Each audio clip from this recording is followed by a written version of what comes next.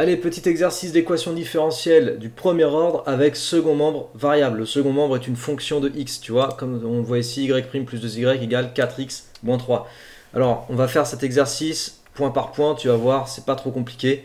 Et puis on démarre sur la question 1. Comme d'habitude, si cette vidéo te plaît, partage, diffuse, abonne-toi à ma chaîne. Si t'es toujours pas abonné, c'est une façon de me soutenir et de donner de la visibilité à mon travail, c'est important. Et puis essaye de faire l'exercice par toi-même, ça aussi c'est important. Let's go. Montrer que E admet une fonction affine, solution. Donc on va appeler U, soit U de x égale ax plus b, solution de E. Voilà, je me donne une fonction U qui est une fonction affine et je dis qu'elle est solution de E. Qu'est-ce que ça implique? Ça implique que U' plus 2U égale 4x moins 3. Alors U', si j'ai pris U égale ax plus b, U' c'est A.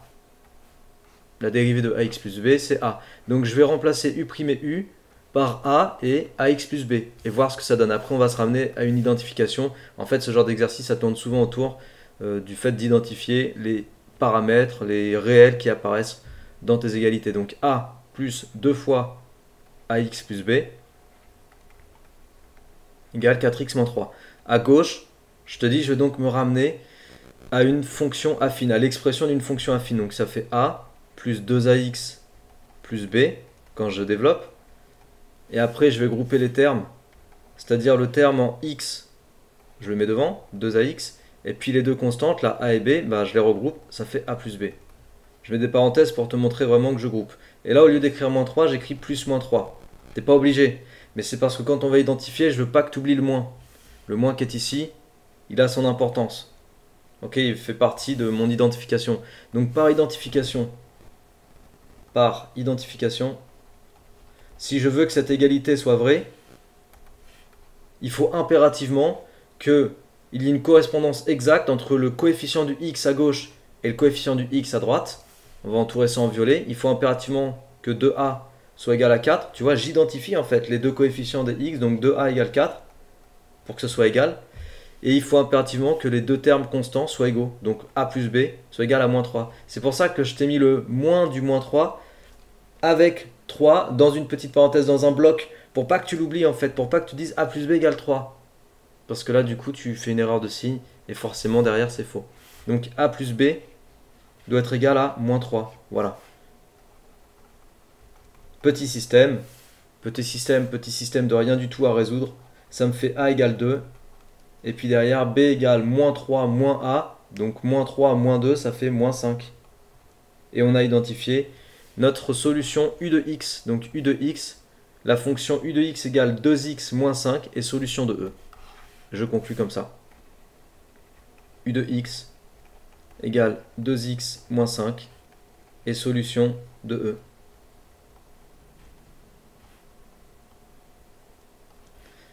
Et ça s'appelle une solution particulière.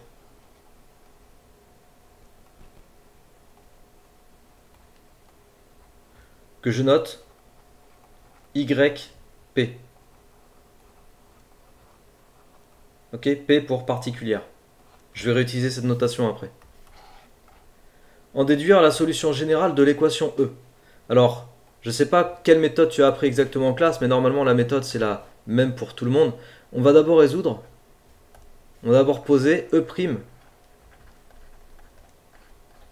l'équation différentielle, donc issue de E, mais sans second membre.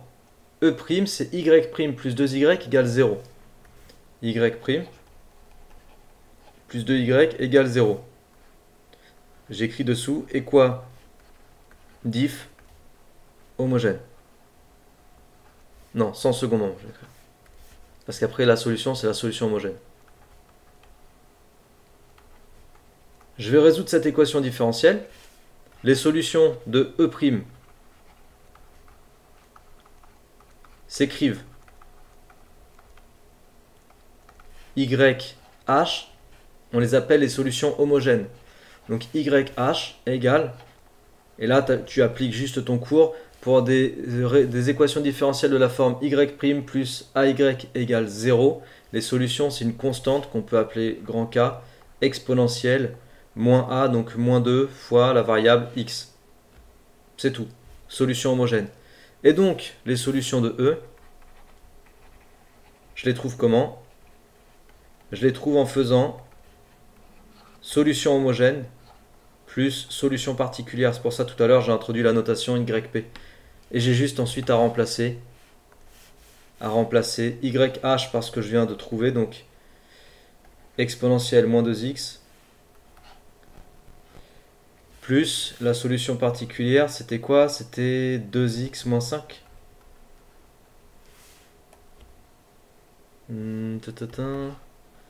Ouais, 2x moins 5, c'était la solution particulière. Ok. Voilà, donc ça c'est les solutions générales de E, je peux encadrer.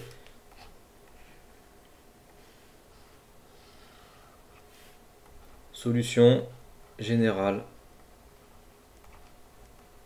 de l'équation différentielle E. Donc ça se trouve en deux temps. D'abord en trouvant une solution particulière, ensuite en allant chercher la solution homogène de l'équation différentielle sans second membre, et après solution générale, tu ajoutes solution homogène, solution particulière. Ok, voilà, il faut que tu connaisses la méthode, et dès lors que tu connais la méthode, franchement, il n'y a pas de difficulté.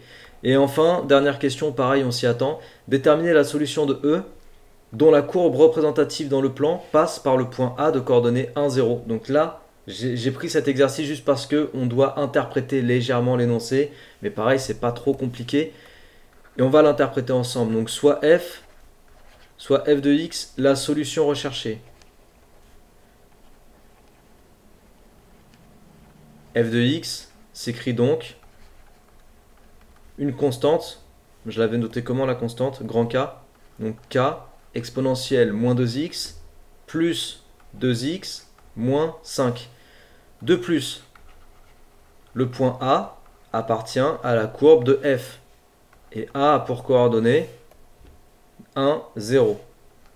A a pour coordonnées 1, 0. Comment j'interprète ça? Ok, interprétation.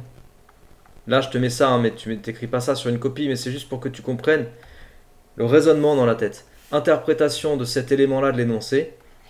F de 1 égale 0. Tout simplement. Et f de 1 égale 0, ça me donne une égalité, en fait une équation, parce que ça va se traduire en une équation que je vais résoudre pour isoler K et déterminer sa valeur. Donc je remplace tous les x par 1 dans l'expression de f, ça me fait K exponentielle moins 2 fois 1 plus 2 fois 1 moins 5. Et maintenant je vais isoler K. Le but il est là, isoler K et trouver la valeur de K. Donc moins 2 fois 1 moins 2, donc j'ai K exponentielle moins 2. 2 fois moins 1, 2 fois 1 ça fait 2, 2 moins 5 ça fait moins 3.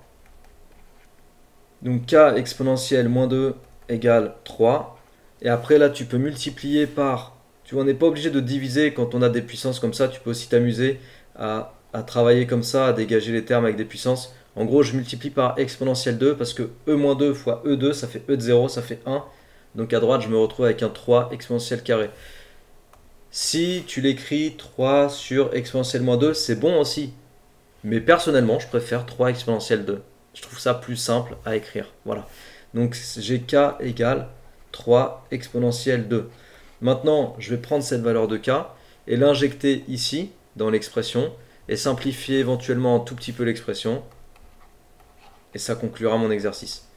Donc pareil, tu peux garder l'écriture 3 exponentielle 2 exponentielle moins 2x plus 2x moins 5. Tu peux garder ça, mais tu peux aussi te souvenir que exponentielle A fois exponentielle B, ça donne exponentielle A plus B.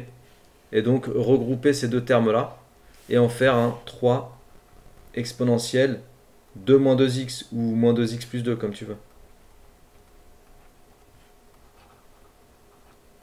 Voilà, donc ça c'est la solution de l'équation différentielle E dont la courbe représentative passe par le point de coordonnées 1, 0. Et l'exercice est terminé. Voilà, ça t'a plu? Si c'est le cas, dis-le moi dans les commentaires, partage, diffuse autour de toi, abonne-toi à ma chaîne si tu n'es toujours pas abonné.